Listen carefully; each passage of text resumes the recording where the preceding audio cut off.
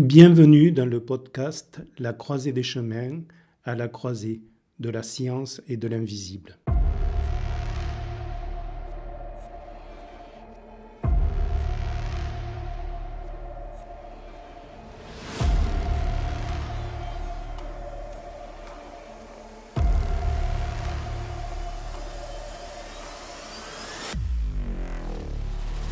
Je m'appelle Franck Jean-Pierre Marty.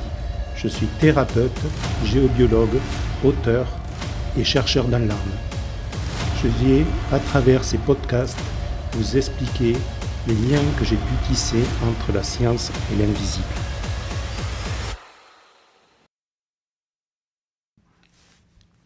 La forme que prend la réalité énergétique est plastique.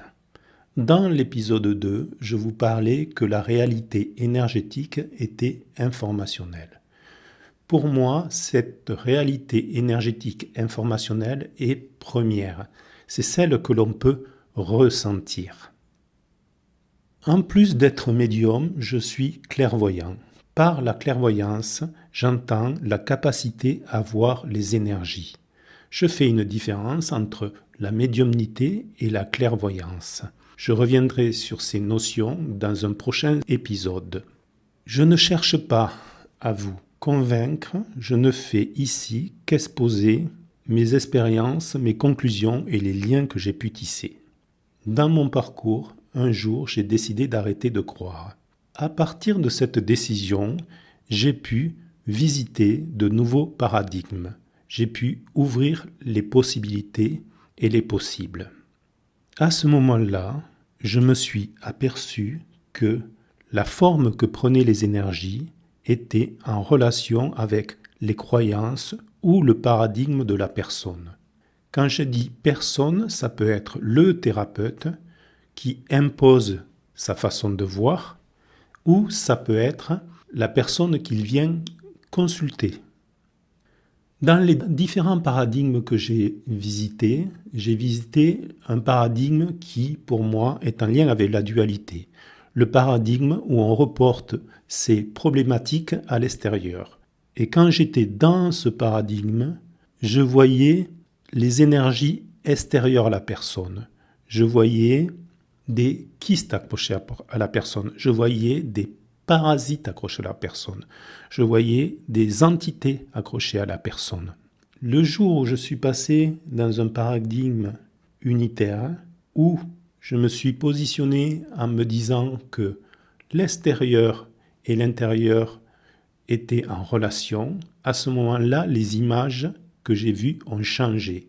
Je ne voyais plus d'entités, je ne voyais plus de kystes, je ne voyais plus de parasites.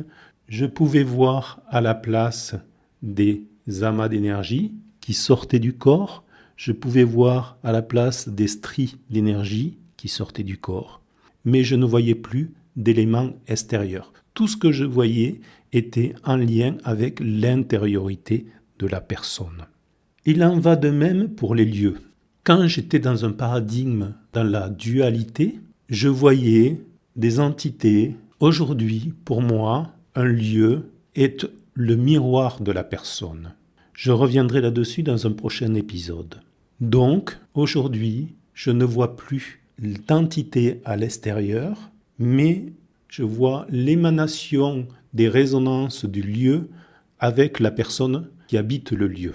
Le fait d'ouvrir à différents paradigmes me permet de me positionner sur le paradigme du client. Je dirais que j'ai ma clairvoyance des énergies qui s'ajuste en fonction des croyances du client. Si je rentre dans un lieu et que la personne qui m'appelle, le client qui m'appelle, est dans une vision duelle, je vais voir les énergies suivant le paradigme de la dualité. C'est-à-dire que je vais voir des entités extérieures, je vais voir des éléments extérieurs qui seront le reflet du lien, des résonances entre le lieu et la personne.